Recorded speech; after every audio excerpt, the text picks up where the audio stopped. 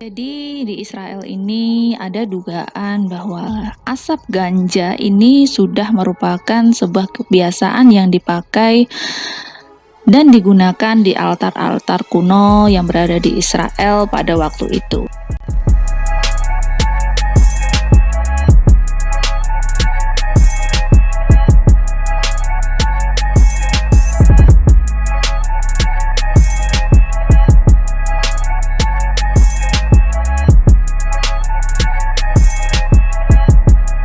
Dan lebih dari 2007 tahun lalu, para penyembah di altar suci di Israel diduga telah memiliki kebiasaan menggunakan ganja. Dan tim peneliti menemukan bekas bakaran jenis tanaman itu bersama frankincense atau resin pekat aromatik asal satu jenis pohon di Afrika. Seperti itu di situs ritual keagamaan kuno di tengah padang pasir di bekas wilayah kerajaan Yehuda ini. Dan para peneliti menemukan setelah menganalisis sisa residu yang tersisa di atas dua tempat persembahan di lokasi itu, sisa bakaran ganja itu adalah bukti pertama yang diketahui dari sebuah bahan halusinogenik yang ditemukan di kerajaan Yehuda, sebuah kawasan yang kini menjadi sebagian tepi barat dan Israel Tengah. Dan hasil penelitian ini dimuat dalam jurnal milik Institut Arkeolog Universitas Tel Aviv 28 Mei 2020 lalu. Dengan temuan ganja yang dibakar di situs pada zaman besi ini, kita bisa menduga kalau ritual mengubah kesadaran merupakan bagian penting dari upacara yang dilakukan di tempat ini. Kata Aaron Ari atau kurator arkeologi zaman besi dan periode Persia di Museum Israel di Yerusalem ini, para ahli arkeologi pertama menggali situs ini pada 1960-an. Mereka mengungkap dua benteng yang berasal dari abad 9 hingga awal abad 6 sebelum Masehi yang berlokasi di sisi selatan perbatasan kerajaan, yaitu di daerah Judah. Selama ekskavasi, arkeolog menemukan sebuah kuil yang masih relatif utuh berasal kira-kira dari abad 750 sampai 715 sebelum Masehi, dan di muka kuil itu didapati dua tempat persembahan dari batu gamping, satu berdiri setinggi 40 cm dan yang lain 50 cm. Pada setiap permukaan batu itu didapati bekas material organik yang menghitam dan keras. Jadi mungkin sudah terlalu lama atau dimakan oleh umur, jadi dia berubah warna menjadi agak lebih gelap gitu ya.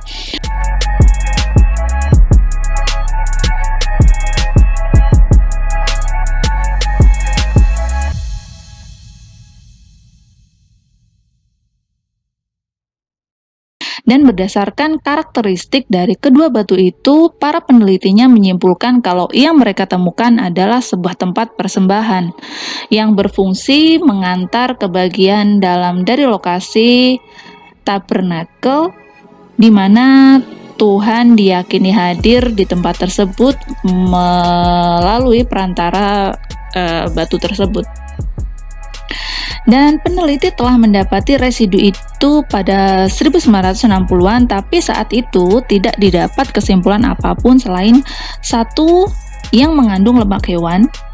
Dan Ari memutuskan menganalisa ulang bahan kimianya, terutama setelah mendapati residu itu tak lekang di atas altar. Dan jadi serpihan-serpihan yang digunakan untuk aroma persembahan ini nggak bisa musnah gitu. Jadi dia tetap eksis, tetap ada di altar batu gamping tersebut. Dan dia mengajak Devorey Namdar dari Institut Ilmu Tanaman di Pusat Riset Pertanian, si Ari ini, untuk meneliti residu tersebut. Dan mereka dalam analisis residu bahan aromatik tanaman kuno ini, kuat dugaan bahwa residu tersebut adalah daun ganja. Baru-baru ini pada tanggal 15 bulan 5 2020 ada kabar bahwa Israel melegalkan ekspor ganja buat kepentingan medis, dan itu syah. Dan pemerintah Israel mengeluarkan izin ekspor untuk ganja medis pada Rabu 13 bulan 5 2020 waktu setempat. Menteri Perekonomian Israel Eli Cohen atau Cohen apa disebutannya telah memberikan persetujuan akhir terkait ekspor tersebut selama lebih dari setahun setelah kabinet mendukung undang-undang baru untuk mengizinkannya. Jadi ganja ini legal ya di Israel. Ini adalah langkah penting bagi eksportir dan industri Israel yang akan memungkinkan perluasan peluang ekspor untuk sektor ini dan meningkatkan lapangan kerja bagi pekerja baru. Dan kata Cohen dalam pernyataan yang disiarkan harian, langkah Israel itu membuka jalan bagi penjualan ganja medis di luar negeri sehingga bisa menghasilkan pendapatan ratusan juta dolar. Jadi emang ganja ini dilegalkan untuk diproduksi di Israel dan untuk kepentingan peningkatan ekonomi di Israel, dan produsen ganja yang tertarik untuk mengekspor produk mereka harus mengajukan izin terlebih dahulu dari Kementerian Kesehatan Israel. Dan hingga kini ada lebih dari 10 ladang ganja dan 5 pabrik di Israel yang memenuhi standar Kementerian Kesehatan. Bayangkan 10 ladang ganja dan 5 pabrik di Israel yang memproduksi ganja.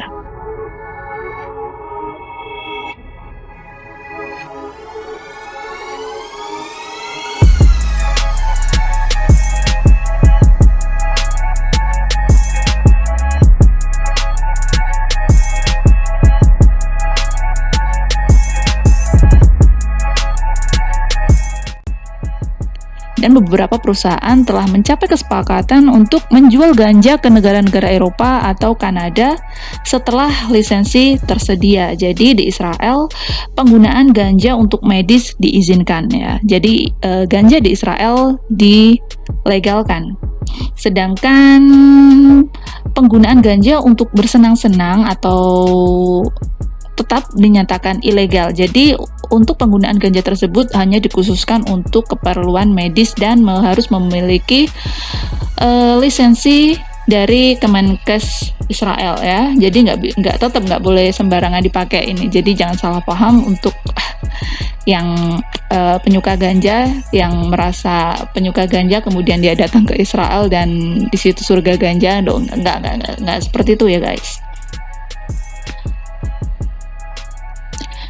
Dan bahkan ini Kementerian Ekonomi Israel mengatakan sekitar 60.000 orang Israel menggunakan ganja medis dengan mengkonsumsi 25 ton per tahun. Nah ini takutnya kalau di alasannya itu dibuat-buat padahal untuk bersenang-senang tetapi dicatat untuk keperluan medis. Gimana tuh nanti ceritanya? Dan pada November lalu, Pengadilan Tinggi Uni Eropa memutuskan untuk meminta pelabelan produk yang jelas dari permukiman Israel tentang produksi ganja tersebut. Tetapi sampai sekarang, sebagian besar upaya itu difokuskan pada makanan dan anggur. Jadi ini sepertinya soal produksi ganja ini nggak terlalu disorot di sana agar nggak banyak protes, sepertinya mungkin seperti itu ya. Jadi difokuskan pada masalah makanan dan anggur yang menjadi titik berat di permasalahan Israel. Jadi 3 bulan sebelumnya, Pengadilan Federal Kanada memutuskan bahwa produk yang diproduksi di permukiman ilegal Israel tidak dapat dijual di Kanada dengan label produk Israel. Dan ini kenapa ganja bisa tumbuh subur di Israel? Yaitu karena di Israel iklimnya itu sangat kondusif dan keahlian dalam teknologi medis dan pertaniannya juga mumpuni di Israel. Jadi Israel juga merupakan salah satu produsen ganja medis terbesar di dunia dan memiliki peluang bagus untuk menjadi pemimpin dalam industri yang terus berkembang. Jadi bisa dikatakan Israel adalah rajanya ganja. Maaf kalau aku salah, tapi boleh dikoreksi kalau kalian nggak setuju dengan ucapan saya. Jadi ada banyak investasi yang kita harapkan terjadi sekarang. Jadi memang pemerintahan Israel ini, terutama Kementerian Kesehatan ini memang sangat berharap besar pada produksi ganja ini untuk peningkatan perekonomian di Israel. Jadi karena investor penunggu persetujuan ini itu salah satu pendiri Pharma Group, akan banyak sekali pelanggan yang datang untuk mengekspor ganja dari Israel. So, kita lihat apakah kelegalitasannya akan banyak didapatkan oleh seluruh yang menjadi penikmat ganja di seluruh dunia. So, jadi itulah kenapa ganja dilegalkan di Israel.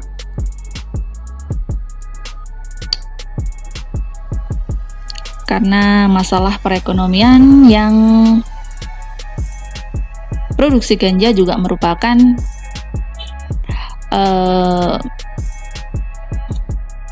produksi ganja juga dianggap mampu meningkatkan kesejahteraan perekonomian di Israel tersebut. Jadi menurut kamu gimana, guys?